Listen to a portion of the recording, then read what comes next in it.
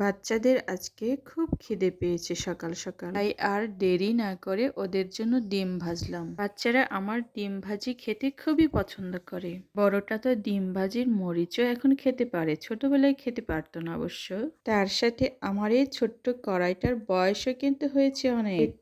ছোট হলেও এটা দিয়ে অনেকগুলো কাজ সেরে নেওয়া যায় খুব আরামভাবে। যেমন ডিম ভাজিটা করে নিচ্ছি, ছোটখাটো ভাজি, তারপর মাছের ভাজি, সবকিছুই করা যায় এই ছোট্ট কড়াইটা। তখন কিনেছি তখন এতটা কালো ছিল না, ব্যবহার করতে করতে কড়াইয়ের রং অনেকটাই এমন কালো হয়ে যায় আর মসৃণ হয়ে যায়। খুব সুন্দরভাবে অনেকগুলো কাজ করেও নিতে পারি আমি। সংসারে এই ছোটখাটো জিনিসগুলো না অনেক কিউট হয় আর দেখতেও খুব সুন্দর। সংসারের শুরুতে জিনিসপত্রগুলো এমনই কিউট কিউট থাকে, ব্যবহার করতে খুবই মজা লাগে। আমার মতো যারা ভালোবেসে সংসার পেটেছেন, ছোট্ট এই কিউট কিউট জিনিসগুলো কত আগলে ধরে রেখেছেন।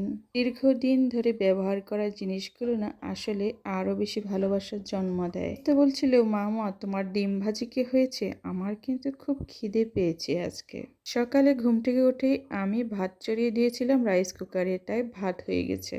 ভাবছিলাম যে সবজিটা আজকে ঝোল রান্না করব মাছ দিয়ে, কিন্তু তা আর হলো না। ওদের খিদে আর সহ্য হচ্ছে না। জলদি যে কোনো কাজ করার জন্য কিংবা খাবার প্রস্তুত করার জন্য ডিম ভাজি কিনতেই এগিয়ে দেয় কাজে কর্মে আর গতিতে। ছেলের আর বড় পরিবার যে যাই হোক না কেন, ডিম ভাজি একটা প্রিয় জিনিস, প্রিয় একটা খাবারের অংশ হয়ে গেলে আমি সুন্দর করে বাটিতে তুলে নিলাম আর আরেকটু তেল ঢেলে দিলাম, কারণ কিছু মাছ আমি ভেজে রেখেছিলাম নর্মাল ফ্রিজে। কড়াইয়ে তেলটা গরম হওয়ার পর আমি একটু লবণ ছিটে দিয়ে দিয়েছি। বরাবরই আমি বলে আসছি কেন আমি লবণ ছিটে দিয়ে থাকি। টুনটুনির জন্য ছোট ছোট মাছের পিস আমি কড়াইয়ে গরম করে নিব, হালকা একটু ভেজে তেলে গরম করে নিব। এক পাশ গরম হয়ে গেলে আরেক পাশ উল্টে পাল্টে অনেকটাই গরম করে ফেলেছি।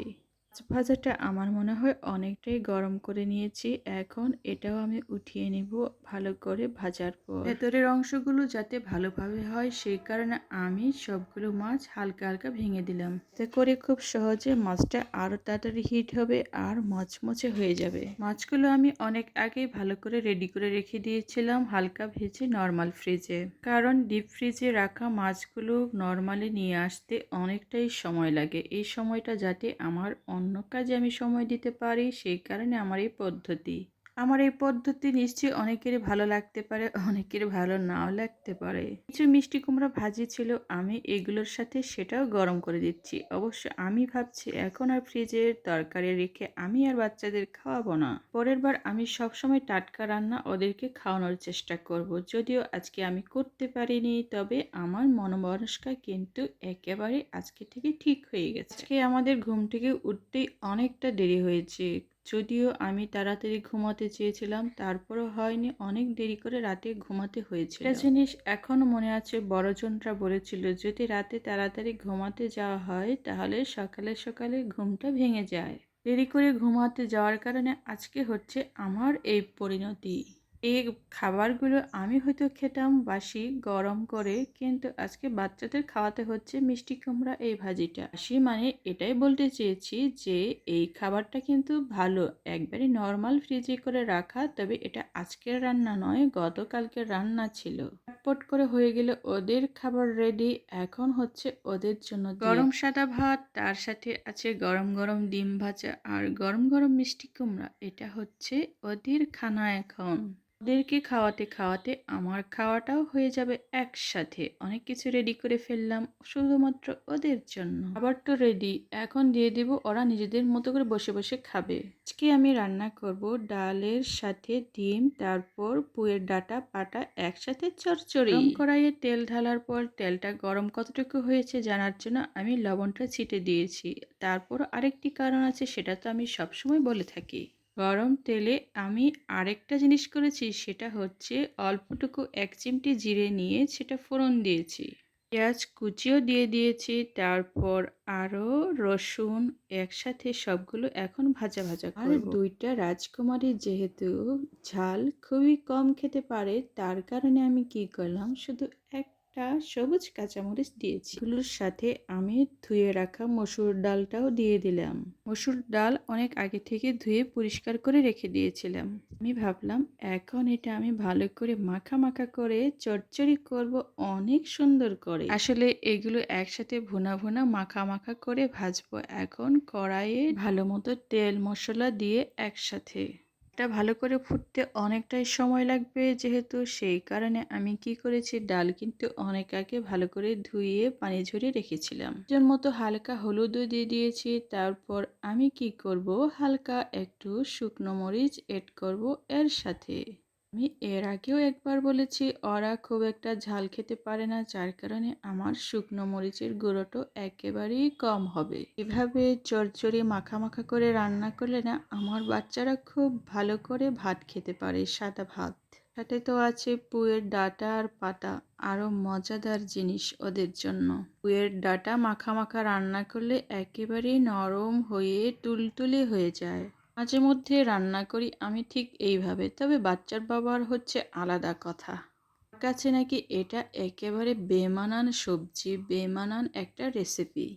খাওয়ার আগে শুরুতে এই সমস্ত কথা বলে, যখন আমি খাইয়ে দেই না তখন বলে কি, বাহ বেশ মজাই হয়েছে, তো খুব মজা হয়েছে, আরেকটু দাও। সংসারটা বুঝি এইভাবেই চলে, খুব সুন্দর মসৃণ ভাবে। রসে কষে সংসারটা সাজিয়ে গুছিয়ে সৌন্দর্য বাড়াতে হয়, ভালোবাসা জাগাতে হয়। সৌন্দর্য সমৃদ্ধি সবকিছু একসাথে বাড়তে থাকে দিনে দিনে। হালকা পানি দিয়ে কষিয়ে নিয়েছিলাম, এখন আবার কি করব, আমি আরেকটু পানি দিয়ে আবার কষাবো। মসুর ডালটা গলে যেতে অনেকটাই সময় লাগবে, যার কারণে আমার এই পদ্ধতি, আমার এই রেসিপি দিয়ে দিয়েছি। আবার পরবর্তীতে এটা কষা কষা মাখা মাখা হয়ে গেলে আমি আবার পানি দেব। অনেক রসিক মানুষ না এমনিই কথা বলে, বলে কি বৌদির হাত দেখলেই বোঝা যায় যে বৌদি কতটা সুস্বাদু রান্না করে। তাই আছে না, মানুষটির হাতে মজা আছে, এইভাবেই মজাটা হয়। তো বলি মনের ভিতর মজা আছে, কারণ আমি যদি মনে মনে না ভাবি আমি টেস্টি ভাবে রান্না করব, তাহলে আমি কি রান্না করতে পারি টেস্টি ভাবে? অবশ্যই না। আগে আমাকে ভাবতে হবে আমি আমার রান্নাটা কিভাবে মুখরোচক করবে আর সবাই চেটেপুটে খাবে খুব মজা হয়েছে বলে। মাংসের টেস্টও আর ডালের মতো হবে না, আর ডালের টেস্টও আর মাংসের মতো হবে না। এক এক ধরনের টেস্ট এক এক রকম অবশ্যই। আরেকবার আমি পানি দিয়ে দিলাম যাতে ভালো করে ডালটা সিদ্ধ হয় আর অনেকটা সুন্দরভাবে খাওয়া যায়। চুলায় মৃদু আঁচে জাল দিয়ে আমি কি করলাম, চুলার আগুনটা কমিয়ে তো অবশ্যই আসছি, আর এই ফাঁকে আমি আমার চুলটা আঁচড়ে নিচ্ছি। আজকে ওরা দুজন একসাথে খাওয়া খেয়ে নিয়েছে, আমি ওদেরকে খাইয়ে দিইনি। এখন নিজে নিজে ওরা খেতে পারে, খুব ভালো মেয়ে আমার। এর মধ্যে মনে হয় চুলটা একবারে ছোট করে সাইজ করে নেব, কিন্তু মাঝে মধ্যে আবার মনে হয় কত যে কষ্ট করে এত লম্বা করেছিলাম।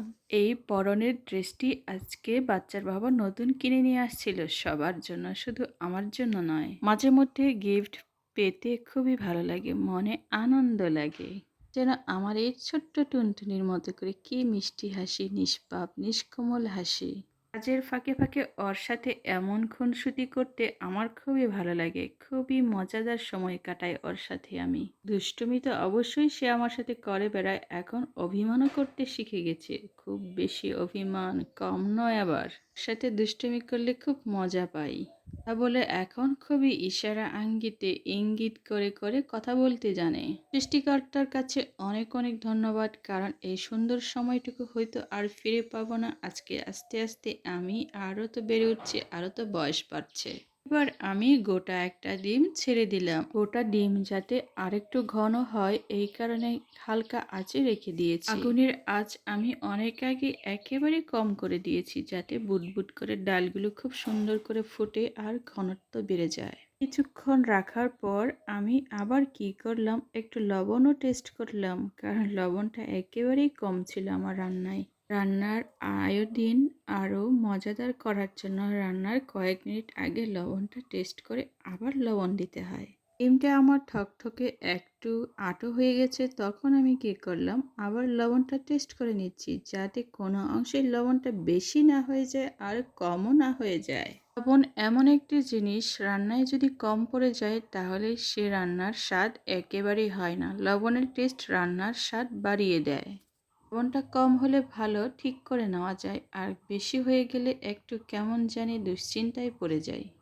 বেশি ঝোল হয়ে গেলেও তো খেতে সুস্বাদু হবে না, আবার বেশি শুকনো হয়ে গেলেও লবণটা বেশি চড়া হয়ে যাবে। সবসময় খেয়াল রাখতে হয় রান্নায়। এবার হলো তো আমার ডাল, ডিম, পুঁইয়ের ডাঁটা, পাটার চচ্চড়ি খুব মজা করে হয়েছে। আমি টেস্টও করে নিয়েছি অলরেডি। মজা করে রাঁধতে গেলে আগে মজা করে কল্পনা করতে হয় যে আমার রান্নাটা আজকে অনেক মজা হবে।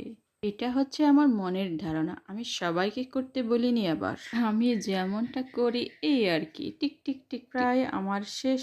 এখন হচ্ছে ওদেরকে সাথে নিয়ে আবার একটু খেতে বসবো। ওরা তো খেয়ে ফেলেছে, এখন আমার খানা খাওয়া। তো এতক্ষণ ধরে আমি শুধু রান্নাই করেছি, খিদে তো অবশ্যই পেয়েছে। আমার সাথে সাথে ওরাও খেতে বসেছে, খুব মজা করে বসলে। আমি আবার মাঝে মধ্যে গোটা একটা পেঁয়াজও নিয়ে থাকি। কুচুর কুচুর করে পেঁয়াজে কামড় দিয়ে খেতে আমার যেন খুবই মজা লাগে। তখন যে এত সুন্দর রান্না করলাম, এখন সেটা উপভোগ করছি আমি।